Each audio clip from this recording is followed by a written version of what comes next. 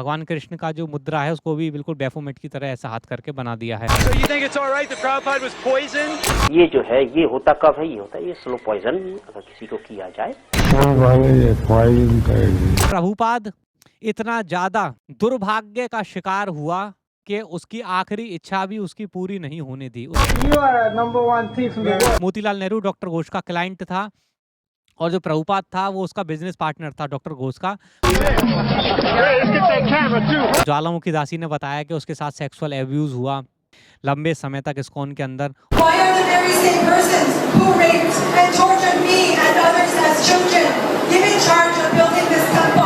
ताबूत में वह आखिरी कील जो इसका प्रमाण देती है प्रभुपाद जो था ये कली राक्षस का एजेंट था, ये मुझे आज प्राप्त हुई।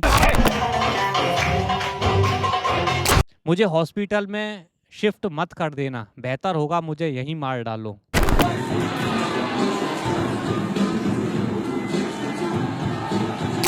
तो तीनों जो पजल के तीनों पीसेस हैं वो परफेक्टली फिट होते हैं, जिससे पता लगता है कि यहाँ पर ग्रैंड मास्टर जो है फ्रीमेशंस का, ये जिस व्यक्ति का जिक्र कर रहा है वह कोई और नहीं बल्कि प्रभुपाद ही था।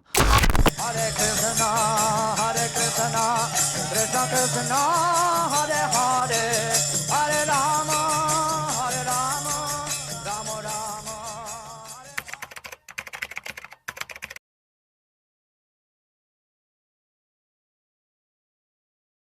अभय चरण डे उर्फ प्रभुपाद का वह काला सच आपको आज बताने जा रहे हैं जो आपको कोई भी इस्कॉन वाला नहीं बताने वाला है। अभय चरण डे जिसने अपने कैरियर की स्टार्टिंग करी एक फार्मास्यूटिकल कंपनी में सेल्समैन के तौर पर, यानी कि एक ऐसा आदमी जो कि अंग्रेजी दवाइयों को बेचता था। इस व्यापार को कई सालों तक करने के बाद में प्रयागराज के अंदर इसने अपनी फार्मास्यूटिकल कंपनी खोली और अंग्रेजी दवाइयों को बेचने का नया धंधा इसने शुरू कर दिया।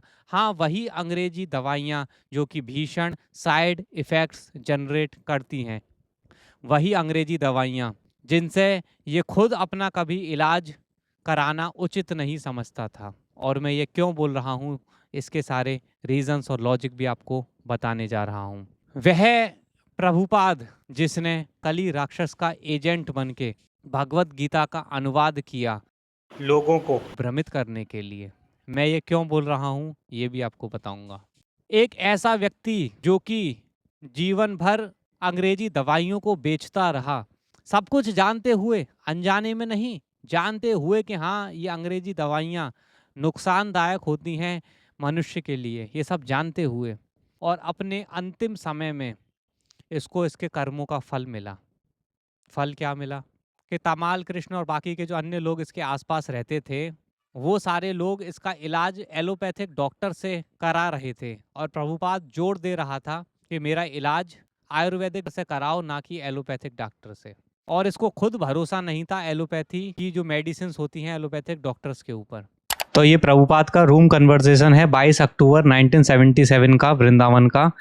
और इसमें आप देख सकते हैं ये वाली लाइन जब आप पढ़ोगे, यहाँ पर प्रभुपाद बोल रहा है इस डॉक्टर का ट्रीटमेंट बिल्कुल फेल हो चुका है। तो प्रभुपाद यहाँ पर बोल रहा है दे विल सिंपली गैस, यानी कि डॉक्टर के बारे में बोल रहा है कि ये सिर्फ खाली अंदाजा लगाते हैं, इनको कोई जानकारी नहीं होती है। उसके बाद प्रभुपाद नीचे बोलते हैं doctor treatment is finished, don't try any, they will simply gas and make huge complication. यानी कि डॉक्टर का जो ट्रीटमेंट है खत्म हो गया हो तो करो इसे जल्दी, और कोई दूसरा ट्राई मत करो इसके बाद किसी डॉक्टर का। ये सिंपली खाली अंदाजा लगाते हैं और बहुत ही कॉम्प्लिकेशन ये पैदा कर देंगे ये डॉक्टर। और उसके आगे ये बोलते हैं then he will say remove to the hospital, यानी कि प्रभुपाद बोलते हैं कि उसके बाद ये बोलेगा डॉक्टर के मुझे हॉस्पिटल में भर्ती कर दो। उसके बाद प्रभुपाद यहाँ पर नीचे बोलते हैं you will have to gradually according to his advice, जब डॉक्टर बोलेगा तो मुझे भर्ती करना पड़ेगा। उसके बाद प्रभुपाद बोलते हैं no I will guide, don't move me to the hospital, better kill me here, मुझे हॉस्पिटल में मत ले जाना, बेहतर होगा मुझे यहीं मार डालो। ये आप देख सकते हैं, इससे समझ में आता है कि प्रभुपाद को जो डॉक्टर का ट्रीटमेंट था वो बिल्कुल भी पसंद नहीं आ रहा था। डॉक्टर गोपाल जो ट्रीटमेंट कर रहा था उसके बारे में प्रभुपाद ये बोल रहे हैं कि भाई ये लोग अंदाज़ा लगाते हैं ना, जानकारी कुछ होती नहीं है। फिर ये बोलेंगे कि हॉस्पिटल में शिफ्ट कर दो, और मैं तुम लोगों से बोल रहा हूँ कि don't move me to the hospital, better kill me here. मुझे हॉस्पिटल में मत ले जाना, बेहतर होगा मुझे यहीं मार डालो। और इस प्रकार की अन्य कहानियां जो आपको प्रभुपाद की रूम कन्वर्सेशंस में मिल जाएंगी, जिसमें वो साफ साफ बोल रहा था कि भाई मेरा इलाज आयुर्वेदिक से कराओ, ना कि इन एलोपैथिक डॉक्टर से। ये एलोपैथिक डॉक्टर कुछ नहीं कर सकते। फिर वो कहानी सुनाता है कि कैसे उसका एक सर्वेंट था, उसके अचानक वो बीमार हुआ और ये लोग उसको भर्ती कराने हॉस्पिटल में ले गए, और फिर वहाँ डॉक्टर ने बोला कि अभी इसका इलाज करेंगे, थोड़ा टाइम रुको। फिर डॉक्टर ने बाद में बताया अरे इसने शराब पी ली है इसलिए इसके दर्द हो रहा है, ये ठीक हो जाएगा। फिर वो ठीक भी हो गया, जबकि जो अर्ली डॉक्टर्स थे वो उसका तुरंत ऑपरेशन करने के लिए उसे भेज रहे थे। तो इस प्रकार से इन डॉक्टर्स पर बिल्कुल भरोसा नहीं किया जा सकता।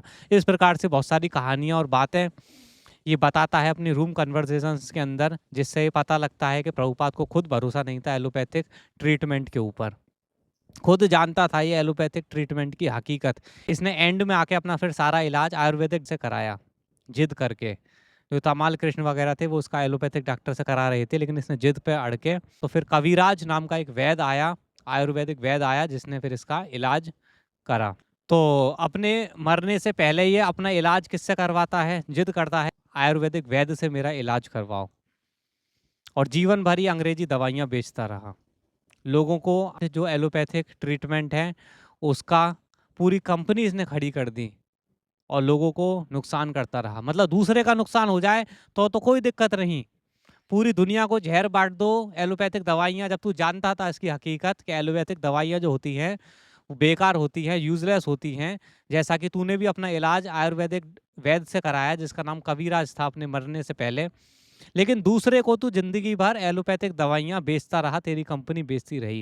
हिपोक्रेसी की भी सीमा होती है। दुनिया बिल्कुल जहर खा के मर जाए ऐसा कोई फर्क नहीं पड़ता, लेकिन मेरा इलाज सही से होना चाहिए। लेकिन जैसी करनी वैसी भरनी, इसे ही उल्टा जहर दे के मार दिया गया इसके आसपास के लोगों ने, जिसमें मैं विस्तार से नहीं जाऊंगा। आप अपनी अलग से रिसर्च कर सकते हैं, किसी ऋत्विक वाले से पूछ सकते हैं, वो आपको बता देगा कि प्रभुपाद को जहर किसने दिया। पूरी सारे सबूत उसके आपको मिल जाएंगे। प्रभुपाद ने खुद बोली है ये बात कई बार, अपने वैद्य से उसने बोली थी, कविराज से, कोई हमको जहर दिया है, इसकी वजह से टेंशन में भी आ गया था, सो नहीं पा रहा था।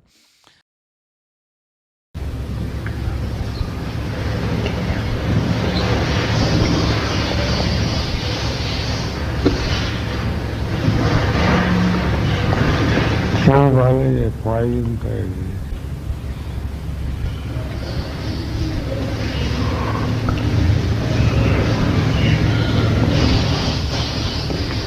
हाँ तो भाई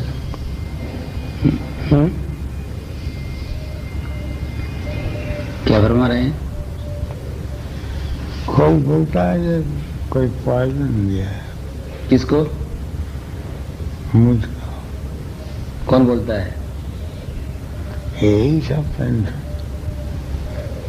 और फिर बाद में जाके कविराज के लड़के ने भी ये बात बताई कि उनको जहर दिया गया था।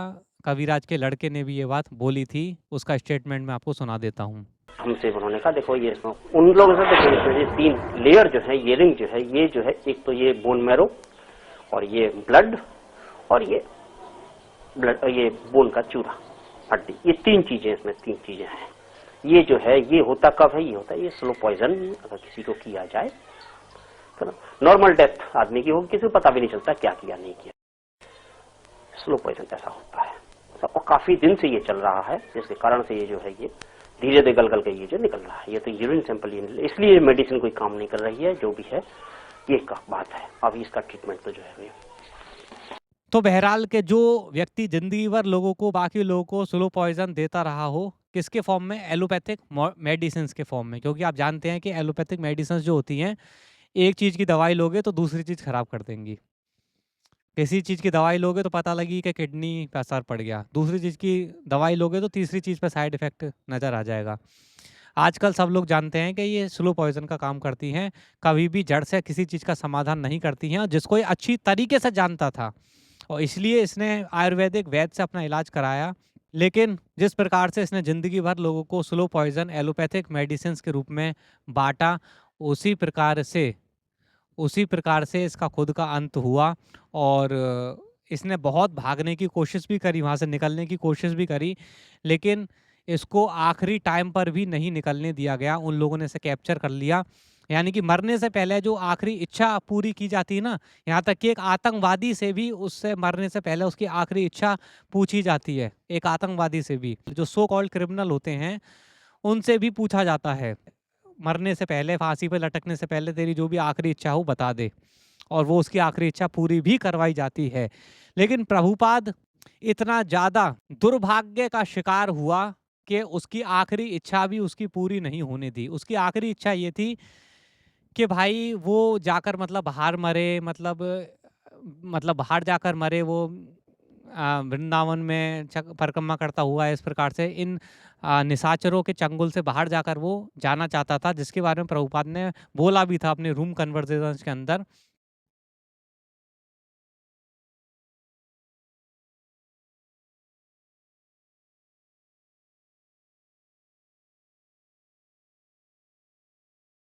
कि मरना तो है ही, उसने मारीच का एग्जाम्पल देते हुए बोला था कि मरना तो है ही, चाहे तो रावण के हाथों मरूं चाहे राम के हाथों मरूं, तो बेहतर होगा राम के हाथों मरूं। ये रूम कन्वर्सेशन से मैं आपको सारा सुना रहा हूँ, ये सारा वाक्य। और बार बार वो प्रभुपाद बोलता रहा कि भाई मुझे वृंदावन की परिक्रमा करनी है, मुझे बाहर ले जाओ, मुझे यहाँ से जाना है। लेकिन उसकी आखिरी इच्छा भी पूरी नहीं करने दी इन लोगों ने, जो आसपास इसके लोग थे जिन्होंने कैप्चर कर लिया था पूरा इस्कॉन, और उसको बाहर नहीं जाने दिया, उसकी आखिरी इच्छा भी नहीं पूरी करने दी, और अंततः वो वहीं मारा गया। तो प्रभुपाद उनके चंगुल से बाहर निकलना चाहता था, लेकिन उसकी आखिरी इच्छा भी पूरी नहीं हुई। जो व्यक्ति भगवान को रास्कल बोलता था। इसमें 27 फरवरी 1972 का प्रभुपाद का कन्वर्सेशन है, जब वो मायापुर में था। इसमें जब हम नीचे जाएंगे तो बॉब नामक व्यक्ति जब इससे पूछता है प्रभुपाद से, is Krishna attractive to rascals? Prabhupada बोलता है, oh yes, he was the greatest rascal also. मतलब ये बोलता है कि भगवान कृष्ण तो ग्रेटेस्ट रास्कल थे। उसके बाद बॉब पूछता है कि भाई ऐसा कैसे? प्रभुपाद बोलता है, हंसने लग जाता है, फिर बोलता है कि क्योंकि वो तो गोपियों को टीज करते रहते थे, है ना, कृष्णा वो राधा रानी को किस कर देते थे, इस टाइप से इस प्रकार की बातें करता रहता है। उसके बाद फिर ये लीवा पोती करना चालू कर देता है। मतलब रास्कल होना कोई अच्छी बात नहीं है, लेकिन कृष्णा के लिए अच्छी बात थी, क्योंकि दूसरे लोगों के लिए रास्कल होना एक गाली की तरह हो सकता है, लेकिन कृष्णा के लिए सब कुछ अच्छा है। इस प्रकार से बातों को लीपा पोती करनी चालू कर देता है। और खाली इस बार ही नहीं, इसने एक और भाषण के अंदर भगवान कृष्ण को रास्कल बोला था, जब इससे किसी ने पूछा भी नहीं था, तब भी इसने ऑटोमेटिकली बोल दिया। इसने खुद बोला कि Krishna was no ordinary rascal. इसका अर्थ होता है कि कृष्ण कोई सामान्य रास्कल नहीं थे। Before you accept Krishna, unless Krishna is perfectly right, why should you accept Krishna? If he is ordinary rascal, then what is the use of reading his book, Bhagavad Gita? मतलब ये व्यक्ति इनके द्वारा दिया गया तथाकथित हरे कृष्ण महामंत्र से ज्यादा तो रास्कल महामंत्र का जाप करता था। तो मेरे हिसाब से तो प्रभुपाद के जो चेले हैं उनको हरे कृष्ण महामंत्र से ज्यादा तो रास्कल का जाप करना चाहिए, क्योंकि उनका जो गुरु था वो रास्कल ही जपता रहता था, यहाँ तक कि भगवान कृष्ण तक को रास्कल बोलता था। अब उनको लगता है कि नहीं, अच्छे सेंस में बोलता था, ये फलाना ढिमकाना, ये सब कुतर्क अगर लोग करने लग जाते हैं तो उन्हें प्रभुपाद के नाम के आगे भी रास्कल जोड़ देना चाहिए, अच्छे सेंस में जोड़ देना चाहिए। जिस प्रकार से प्रभुपाद भगवान कृष्ण को अच्छे सेंस में रास्कल बोलता था, उसी प्रकार से उन लोगों को भी बोलना चाहिए प्रभुपाद वॉज अ रास्कल। इस प्रकार से उन्हें भी प्रचार करना चाहिए। जो व्यक्ति बोलता था कि बाकी के जो देवता हैं ये डेमी गॉड्स हैं, जो सारा जो वर्तमान में इस्कॉन के दिमाग में जो भूत चढ़ा हुआ है ना इस्कॉन के लोगों में, कि बाकी वो देवी देवताओं को डेमी गॉड बोलते हुए घूमते हैं। मतलब इनकी खुद की औकात ये है कि मृत्यु लोक पर कैदी हैं, और ये बाकी के देवी देवताओं को डेमी गॉड बोलते हुए घूमते हैं, कि बहुत बड़े जज हो गए, अब ये फैसला करेंगे कि कौन डेमी गॉड है, कौन सबसे ऊंचा गॉड है, कौन निचला गॉड है।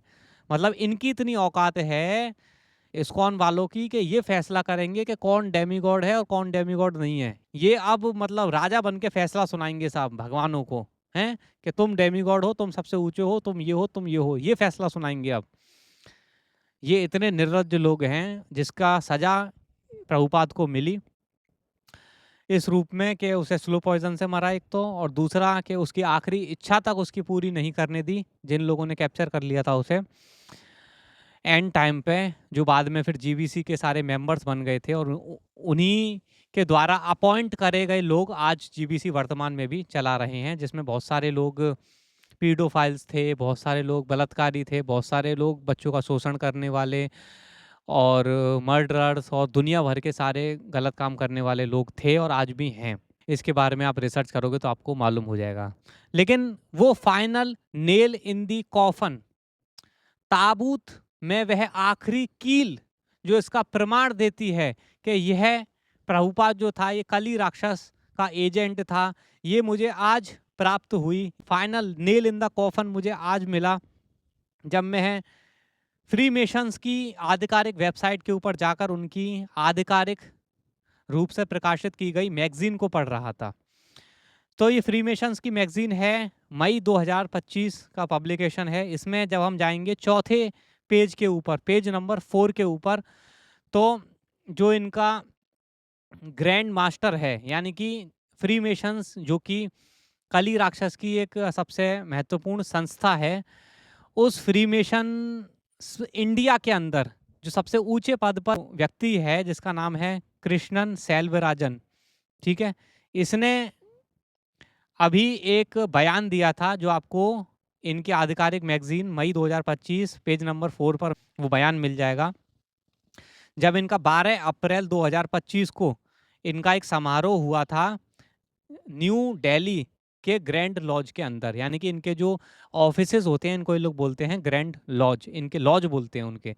तो लॉज नंबर 23 न्यू दिल्ली के अंदर जो इनका लॉज है फ्री मेशंस का, उसके अंदर 12 अप्रैल 2025 को जो एक समारोह हुआ था जिसमें ग्रैंड मास्टर ये गया था, उसने अपना भाषण दिया था। तो वहाँ पर ये बोलता है, वहाँ पर ये हिंट देता है, एक संकेत देता है, over the decades lodge industry number 23 has been led by many eminent and capable masters who have left indelible marks on history. One master initiated 15 candidates in a single year and introduced a lodge newsletter. Another, ये ध्यान देनी है आपको बात, another a distinguished medical professional and scholar undertook the monumental task of translating Bhagavad Gita into English. मतलब ये जिक्र कर रहा है एक ऐसे फ्री मेशन का जिसने एक बहुत ही बेहतरीन कार्य करा, जो कि पेशे से एक मेडिकल प्रोफेशनल था और जिसने क्या काम करा था, जिसने काम करा था भगवत गीता को अंग्रेजी में अनुवाद करने का। अब जितने भी मैंने जब लिस्ट निकाली कि कौन कौन ऐसे व्यक्ति थे जो कि जिनका मेडिकल प्रोफेशनल से आते थे और उन्होंने ट्रांसलेट करी हो भगवत गीता का, प्रभुपाद वह व्यक्ति था जो कि मेडिकल प्रोफेशनल से भी आता है, मेडिकल बैकग्राउंड से आता है। जैसा मैंने आपको बताया कि इसने इलाहाबाद के अंदर भी पूरा अपना बिजनेस स्टार्ट करा, पूरी इंडस्ट्री चालू करी अंग्रेजी दवाइयों की, यानी कि मेडिकल प्रोफेशनल था और इसने भगवत गीता को भी ट्रांसलेट करा था इंग्लिश के अंदर। तो ये सारे पीसेस जो हैं वो परफेक्टली फिट होते हैं। और एक और इसका मैं आपको सबूत देता हूँ, जिस टाइम पर प्रभुपाद अनुवाद उसने स्टार्ट करा था ग्रंथों का अनुवाद करना, उस टाइम पर मैंने पता किया तो मुझे पता लगा कि प्रभुपाद दिल्ली के अंदर ही था। प्रभुपाद उस समय दिल्ली के अंदर था जिस टाइम पर वो उसने इन ग्रंथों का अनुवाद करना चालू करा, ग्रंथों का जब ये अनुवाद कर रहा था। और ये जो मीटिंग हुई थी ये कहाँ पे थी, ये उन मेशंस का जिक्र कर रही है जो कि दिल्ली से कनेक्टेड थे, यानी कि दिल्ली का जो इनका लॉज है फ्री मिशंस का उनसे जो कनेक्टेड थे। उस समारोह के अंदर जाहिर सी बात है दिल्ली के अंदर हो रहा है समारोह, उसकी एनिवर्सरी थी यहाँ पर, है ना, उस लॉज की एनिवर्सरी थी कोई जिसमें ये समारोह हुआ था इनका। तो उसमें दिल्ली से जो भी कनेक्टेड फ्री मिशंस थे उनका जिक्र किया जा रहा था। तो ये एक ग्रेटिट्यूड व्यक्त करता है एक मेडिकल प्रोफेशनल का जिसने भगवत गीता को ट्रांसलेट किया। तो हम जानते हैं तीनों पीसेस जो हैं पजल के वो परफेक्टली फिट होते हैं। नंबर 1 प्रभुपाद जिसका मेडिकल का बैकग्राउंड है, पूरा मेडिकल प्रोफेशनल था। नंबर 2 उसने भगवत गीता को इंग्लिश में भी ट्रांसलेट किया। और नंबर 3 उस टाइम प्रभुपाद जो था वो दिल्ली में ही था जब वो अनुवाद कर रहा था इन ग्रंथों का। तो तीनों जो पजल के तीनों पीसेस हैं वो परफेक्टली फिट होते हैं, जिससे पता लगता है कि यहाँ पर ये जो व्यक्ति ग्रैंड मास्टर जो है फ्रीमेशंस का, ये जिस व्यक्ति का जिक्र कर रहा है वह कोई और नहीं बल्कि प्रभुपाद ही था। और किस प्रकार से, मैंने आपको एक और वीडियो के अंदर ये डिटेल में बताया था कि स्वामी विवेकानंद किस प्रकार से फ्रीमेशंस था और फ्रीमेशंस ने उसे फंड किया था। इसके ऊपर विस्तार से हमने आपको इस वीडियो के अंदर बताया था। इसका लिंक आपको डिस्क्रिप्शन में मिल जाएगा, इसे भी जाकर आप देख सकते हैं। क्योंकि इतनी सारी जो फंडिंग्स मिलती है तभी मिलती है जब फ्रीमेशंस चाहते हैं कि आपको इतनी सारी फंडिंग मिले। और फिर बाद में फ्रीमेशंस के अन्य लोग भी इसके उसमें शामिल हुए और उन लोगों ने फिर इसे फंडिंग भी दिलवाई और इसके मंदिर वगैरह भी खुलवाए। लेकिन उनकी हकीकत क्या है वो मैं आपको कभी और बताऊंगा कि इनके जो द्वारा खोले गए मंदिर हैं उनकी क्या असली हकीकत है। वो पीडोफाइल हेवन्स हैं। पीडोफाइल हेवन मतलब वहाँ छोटे बच्चे पढ़ते हैं। तो जो पीडोफाइल्स होते हैं, आपको नहीं पता है कि पीडोफाइल्स क्या होते हैं तो सर्च कर लेना जाकर। तो वो उस तरीके का पूरा माहौल उनके लिए, जो पीडोफाइल जिस तरह का एनवायरनमेंट चाहता है सेम वैसा एनवायरनमेंट एक बिल्ड यहाँ पर होता है। और कई सारे पीडोफाइल्स, नॉन पीडोफाइल्स इस्कॉन में पकड़े गए हैं लंबे समय से।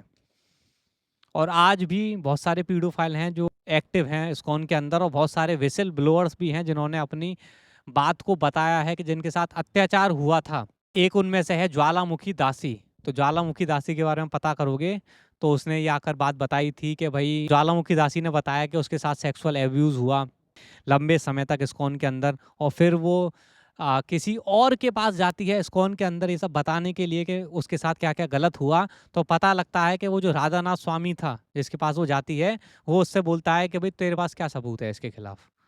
तो मतलब जिस पर वो भरोसा करती है कि चलो ये भोली सी शकल का ये जो आदमी है राधानाथ स्वामी, जिसकी चेहरा आप देखोगे तो बहुत भोला आपको लगेगा, वो उससे बोलता है कि तेरे पे क्या सबूत है इसका। और फिर वो जो है उसकी जिस पे उसे सबसे ज़्यादा भरोसा था वो भी उसकी मदद नहीं करता है। क्योंकि ये राधानाथ स्वामी जो था इस्कॉन का, अभी भी है ये जो है, और अमोघ लीला दास इसके खूब गुणगान करता है। मतलब ये सारे जो पीडोफाइल और सारे जो घटिया घटिया लोग भरे हुए हैं इस्कॉन में, अमोघ लीला इनका खूब गुणगान करता है। तो ये इन सबकी असली औकात है। आपस में सारी हरकतें करते रहते हैं। बाद में ज्वालामुखी दासी ने ये भी बताया कि राधानाथ स्वामी ने एक औरत को रेप भी करा था। खैर वो वीडियो मैं आपको स्क्रीन पर दिखा दूंगा, खुद जाके आप देख सकते हैं तो आपको पता लग जाएगा।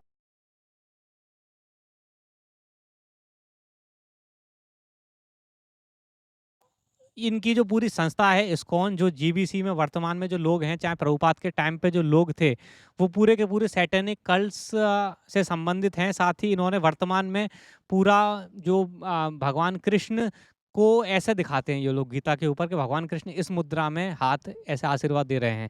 जबकि ये जो मुद्रा है ये बैफोमेट की मुद्रा है। अगर आप बैफोमेट की मूर्ति को देखोगे तो उसका भी बिल्कुल सेम ऐसी ही मुद्रा है। जिससे पता लगता है कि वर्तमान में पूरा जो जीबीसी है वो सैटेनिक्स के द्वारा ही कंट्रोल किया जाता है। तभी उन्होंने भगवान कृष्ण का जो मुद्रा है उसको भी बिल्कुल बैफोमेट की तरह ऐसा हाथ करके बना दिया है। और बाकी इनके मंदिरों के अंदर जो सारे कुकर्म होते हैं उसके बारे में तो मैं लगातार भी कई घंटों तक बोलूँगा, तब भी वीडियो ख़त्म नहीं होगी। तो आप खुद भी जाकर रिसर्च कर सकते हैं। बाकी के जो फ्रीमेशंस थे या सैटनिस्ट थे वो प्रभुपाद की संस्था में घुस गए और उसको प्रभुपाद को सपोर्ट भी करते रहे। और एंड में आके उन्होंने प्रभुपाद की संस्था पे पूरी तरीके से कब्जा भी कर लिया। और प्रभुपाद, जैसा कि मैंने आपको यहाँ पर फ्रीमेशन का जो ग्रैंड मास्टर था इसका स्टेटमेंट में भी सुनाया आपको कि उसने भी संकेत किया है प्रभुपाद की तरफ ही। इससे पता लगता है कि प्रभुपाद खुद भी फ्रीमेशंस था। और इसका एक और सबूत मैं आपको ये देता हूँ। तो फ्रीमेशंस के अंदर एक क्या सिस्टम है कि अगर आपको ज्वाइन करना है फ्रीमेशन, तो जो पहले से ही फ्रीमेशंस का सदस्य है उसी के थ्रू आप ज्वाइन कर सकते हो। तो जैसा कि मैंने आपको बताया कि प्रभुपाद जो था वो उसने प्रयागराज के अंदर अपनी फार्मास्यूटिकल कंपनी नई खोली थी in business partnership with doctor Ghosh. तो एक और बंगाली था डॉक्टर घोष के नाम से, जिसके साथ पार्टनरशिप में प्रभुपाद ने अपनी ये अंग्रेजी दवाइयों को बेचने वाली कंपनी खोली थी। और डॉक्टर घोष का जो एक क्लाइंट था, जो एक अच्छा क्लाइंट था, वो था मोतीलाल नेहरू। तो जो मोतीलाल नेहरू था, जवाहरलाल नेहरू का बाप, वो भी आप जानते हैं कि इलाहाबाद प्रयागराज यहीं पर रहता था। तो मोतीलाल नेहरू एक नॉन फ्रीमेशन था, यानी कि उजागर फ्रीमेशन था। सब लोग जानते हैं कि मोतीलाल नेहरू फ्रीमेशन था। आप इंटरनेट पे भी डालोगे तो आपको पता लग जाएगा कि मोतीलाल नेहरू फ्रीमेशन था। तो जाहिर सी बात है कि एक prominent non freemason Motilal Nehru client है डॉक्टर घोष का, जो कि डॉक्टर घोष इलाहाबाद का माना हुआ एलोपैथिक डॉक्टर था। जाहिर सी बात है वो भी फ्रीमेशंस के कांटेक्ट में था। मोतीलाल नेहरू डॉक्टर घोष का क्लाइंट था और जो प्रभुपाद था वो उसका बिजनेस पार्टनर था डॉक्टर घोष का। तो इससे भी समझ में आता है कि काफ़ी ज़्यादा अधिक संभावना है कि मोतीलाल नेहरू ने या डॉक्टर घोष ने ही प्रभुपाद को इंट्रोड्यूस कराया हो फ्रीमेशन से। तो ये भी एक बात है। बहरहाल ऐसे बहुत सारी चीज़ें हैं। इस्कॉन का काला चिट्ठा इतना ज़्यादा बड़ा है कि लगातार भी अगर कई घंटों तक भी इनकी पोल खोली जाए तो भी कम पड़ जाएगा। बहरहाल आज की वीडियो के लिए हम इतना ही रखते हैं। जय शिव नारायण, जय हो प्रभु कल की अवतार, जय हो वैदिक सनातन धर्म।